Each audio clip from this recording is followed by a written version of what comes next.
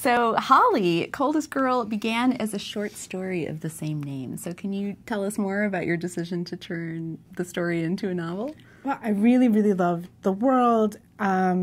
It's a world like ours, but where sort of vampire plague has broken out. And there's these quarantine cities called coal towns. The setting really stuck with me, the potential for different kinds of stories, because one of the things about the world is that people have become really fascinated with what happens behind the walls. And so there's all these ways in which kids are broadcasting out stories about what's happening to them, what these monsters are actually like. The monsters themselves have their own YouTube channels. Like, there's all of this potential for different kinds of stories. And I really wanted to go back to the world and tell a longer story. So Holly, what is fun and what's challenging about both forms, the short story and the novel? I have actually always found short stories to be somewhat more difficult than novels. They're shorter, which is a bonus.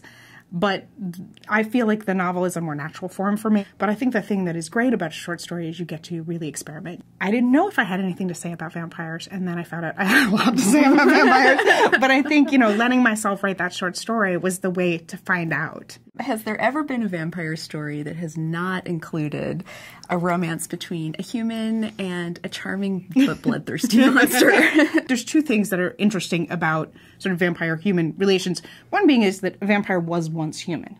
And so one of the things that any vampire is trying to negotiate in some way is, now that I am no longer human, what does that mean about the normative relationships that I once had? How do I relate to humans? Are they only prey now? Does some of the remnants of the way I felt before remain?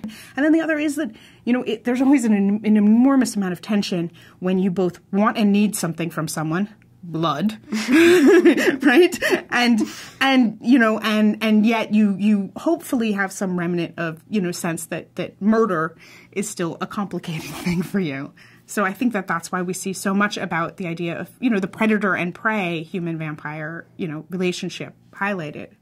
Holly, thank you very much for talking with us today. Thank you, Jillian. And I'm Jillian Engberg from Booklist.